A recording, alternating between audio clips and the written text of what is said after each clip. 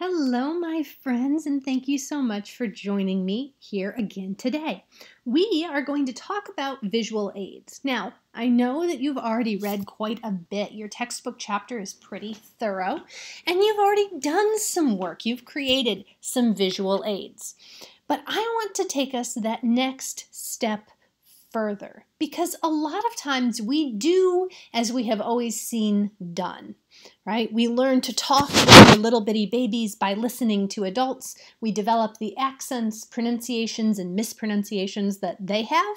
We learn to walk by watching other people walk, trial and error. This is how we learn to ride bikes and rock climb and do schoolwork, and the way we learn to make PowerPoints. The problem is, most of you see PowerPoints primarily in educational settings, and that means most people think that teaching visuals are the only kind of visuals that exist.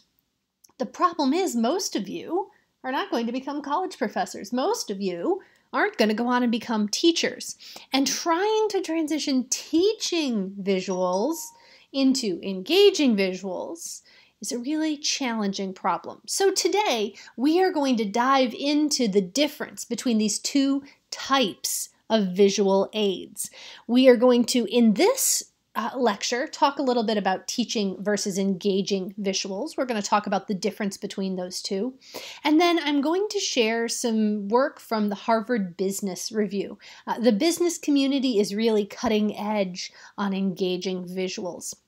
They are the ones who have done the most work and have created the best content on how to actually create engaging visuals. This makes sense, right? People who want to sell products, people who are in marketing, it would make sense that someone whose livelihood depends on being able to engage an audience would probably be pretty good at these things.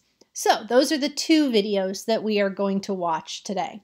But before we dive into that, let's talk a little bit about the difference between teaching and engaging visuals.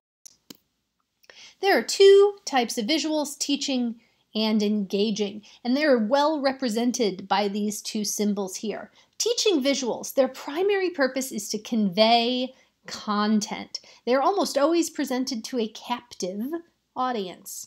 Attention to those visual aids and to the presentation itself is assured through evaluation. That means you pay attention because I'm going to grade you at the end of this thing. If you don't write down what I have on my PowerPoint slide, it might hurt you. And that means that delivery is always going to be secondary to content. You've all sat through this class, right?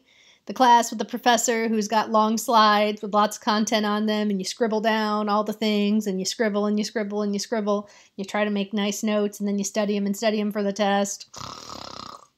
Of course, we've all sat through that because that is very common for teaching visual aids. We are forced to pay attention by the evaluation, not because we're interested in them as themselves.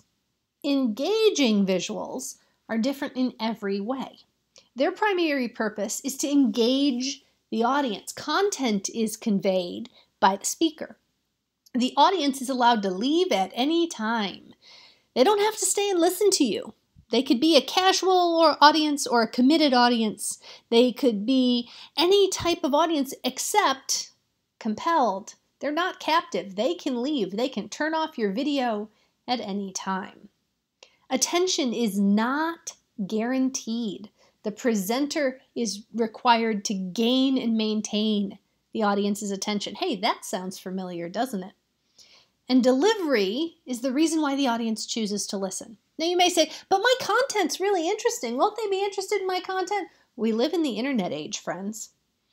You could go and find content about anything you wanted, all on your own. You're going to listen to a particular presentation, a particular speaker, watch a particular set of visual aids because they interest you. An audience in an entertainment presentation is always there because they choose to. So that is the difference between teaching and engaging visuals. So let's look at some examples of each.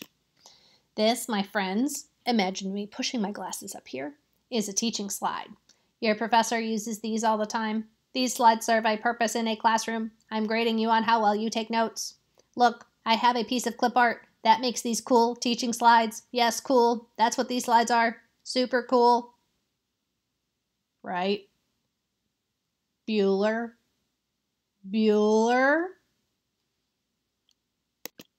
This is a teaching slide. Now this slide is even cooler because I have used design ideas function in PowerPoint. I am a cool professor. Write this down in your notes. It will be on the test. Yes, the test. The test. The test is the reason you are paying attention. The test. My masterwork. My magnum opus. The reason you are still here. The reason you keep paying attention. Bow down to the power of the almighty test. In contrast, we could think instead about entertainment slides, ones that are designed to gain and maintain the audience's attention. This is not going to be a slide that gives you lots of information. It's not going to be a slide that people would take notes on. Sometimes these slides will have an interesting graph, an interesting chart, a single word or quotation from someone famous or important or with a lot of ethos. Sometimes they'll just have a picture like my interesting cat Ferdinand. But their goal is that for a few seconds you would focus on the visual. So today we're going to jump from this video to one offered by the Harvard Business Review. That's the second link I've provided in today's materials. Go ahead and jump into that slide and take a look at how to create engaging visual aids. Remember, these won't always be slides. These might be handouts or brochures. These might be demonstrations or drawings. The important thing is that they're engaging your audience.